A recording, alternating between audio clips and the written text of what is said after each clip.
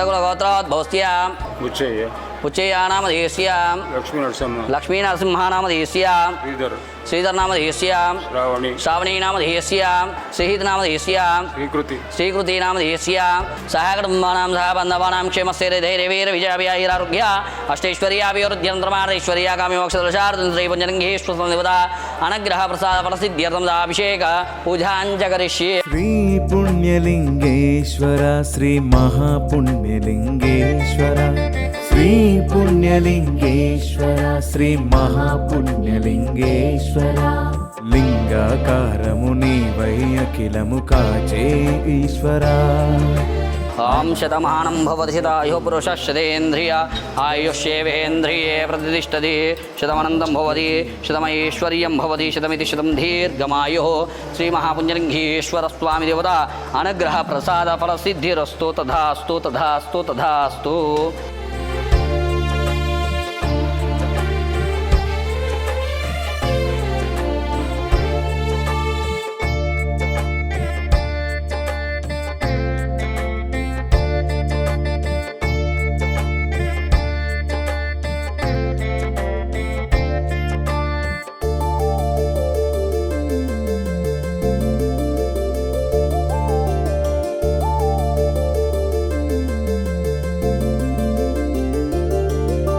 శ్రీ పుణ్యలింగేశ్వర శ్రీ మహాపుణ్యలింగేశ్వర శ్రీ పుణ్యలింగేశ్వర శ్రీ మహాపుణ్యలింగేశ్వర జంగమదేవా జగతికి నీవే ఆధారం హరా.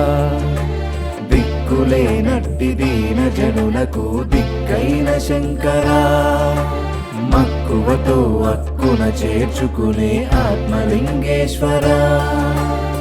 బచ్చు బుచ్చయ్య గారు హైదరాబాద్. ఇప్పుడు మందిర నిర్మాణ కొరకు రామని వచ్చినాము. అప్పటికి ఇప్పటికి చాలా అభివృద్ధి చెందింది. శంకర్ గారు చాలా పట్టింపుతో చాలా మానవ సేవ మాధవ సేవ అనుకొని ఇంట్రెస్ట్గా చాలా పనిచేసి చాలా అభివృద్ధి చెందిన బిల్డింగ్ అయిపోయింది. ఈ వచ్చే నవంబర్లో శివాలయం విగ్రహ ప్రతిష్ట కూడా ఉన్నది.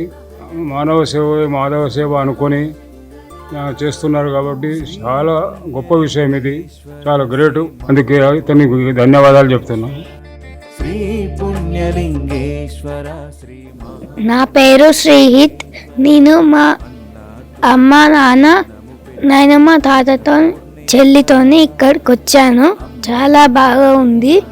ఇంకా అభిషేకం చేసిన తర్వాత చాలా బాగా అనిపించింది. నవంబర్ 1కి టెంపుల్ ఓపెనింగ్ ఉంది. అందరు ఖచ్చితంగా రండి. నా పేరు శ్రీధర్ అండి. హైదరాబాద్ నుంచి వచ్చాను. ఈ అమ్మానాన్న అనాథాశ్రమానికి ఇంతకు ముందే ఒకసారి మేము 3 years బ్యాక్ వచ్చాము. అప్పట్లో ఈ ఆశ్రమం చిన్న రేకుల షెడ్లో నడిచేది. అప్పుడు కూడా ఒక 300 to 400 మెంబర్స్ ఇందులో ఉన్నారు. సో అందరూ కూడా ఇక్కడ ఉన్న వాళ్ళందరూ మానసిక స్థితి బాగాలేనటువంటి వాళ్ళే ఇక్కడ ఉన్నారు. నాకు తెలిసి ఈ మానసిక పరిస్థితి బాగాలేని వాళ్ళ కోసం ప్రత్యేకించిన ఆశ్రమం ఇది ఒకటే నాకు తెలిసి. ఇక్కడ మొత్తము 12 జ్యోతిర్లింగాలతో పాటు పుణ్యలింగేశ్వర స్వామి టెంపుల్ కడుతున్నారు. సో దీనికోసం భారీ ఎత్తున విరాళాలు అందరూ ఇవ్వాలని కోరుకుంటున్నాము.